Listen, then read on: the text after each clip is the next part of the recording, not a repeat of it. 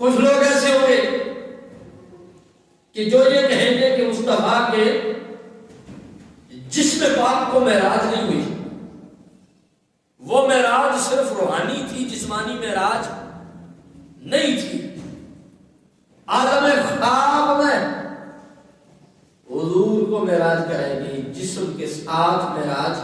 نہیں کرائے گی، یہ انکار کر دیں گے۔ فرمایا ہم لفظ ہی ایسے استعمال کریں گے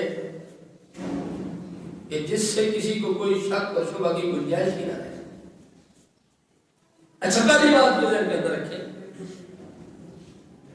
کہ یہ حضور کی جو معراج جس کو قرآن نے سبحان الذی اسریٰ بعبدہ کہا ہے، یہ معراج روحانی نہیں بلکہ روح اور جسم دونوں کی معراج ہے۔ عالم خواب کی یہ بات نہیں ہے۔ اس کی ایک وجہ میں یہ بیان کروں، اگر حضور یہ عالم خواب کی بات کرتے تو پھر کوئی مکہ کا کافر انکار نہ کرتا۔ میں کہوں کہ جی میں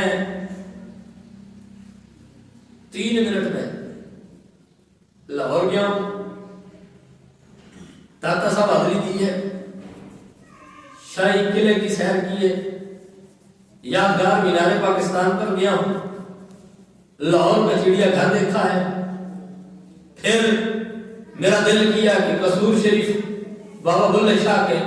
مزار پر حاضری دی جائے، پھر میں چند لمحوں کے لیے قصور شریف کی حاضر ہوا ہوں، اور جب یہ ساری حاضریاں دے کے میں واپس آیا ہوں تو 3 منٹ لگے میرے۔ آپ کہیں گے جناب آپ جھوٹ بول رہے ہیں، کیوں؟ اس لیے کہ 3 منٹ میں اتنے دور جانا، وہاں اتنے مقامات کو دیکھنا، سیر کرنا، پھر واپس آ جانا، یہ سمجھ میں نہیں آتا۔ اگر میں کہوں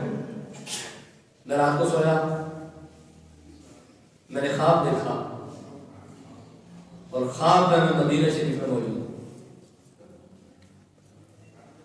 میں نے حضور کے روضے کی زیارت کی، غار ہرا گیا، غار ثور گیا، کعبے کا طواف کیا، مزدلفہ دیکھا، مینا دیکھا، طائف گیا، احد شریف گیا، خندق شریف گیا، میدان بدر کو دیکھا، تبوک دیکھا، اور پھر وہاں عمرہ کر کے میں عراق میں مولا علی کے دربار پر نجف اشرف شریف گیا، پھر وہاں سے کربلا امام علی مقام کی جو شہادت گاہ ہے وہاں پر گیا، پھر وہاں سے ایران جو ائمہ اہل بیت ہیں ان کے مزارات پر گیا، اور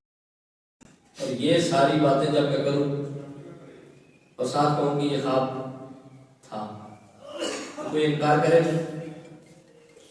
کہے گا نہیں۔ اور ہو سکتا ہے کہ یہ معاملہ ٹوٹل 15 منٹ کا ہو، 15 منٹ میں یاد لگی ہو، اس کے بعد آپ کو انکار کوئی نہیں کرے گا۔ کیوں؟ اس لیے کہ وہ کہیں گے خواب ہے، جس کا جتنا مرضی کرتا ہے، خواب میں بندہ کہیں سے کہیں چلا جاتا ہے، خواب میں ہم کہیں گے جی میں آسمانوں پر تھا تو بھی ماننے والی بات ہے، بس خواب ہے تو خواب میں بندہ کہیں سے کہیں بھی جا سکتا ہے۔ مکہ کے کافروں کا حضور کی معراج کا انکار کرنا اس بات کی دلیل ہے کہ حضور نے عالم روحانیت کی بات کی ہی نہیں، حضور نے خواب کی بات کی ہی نہیں۔ اگر حضور خواب کی بات کرتے تو کسی کافر نے انکار ہی نہیں کرنا تھا۔ حضور نے بات کی عالم بیداری میں کہ میں نے جاگتے ہوئے سر کی آنکھوں کے ساتھ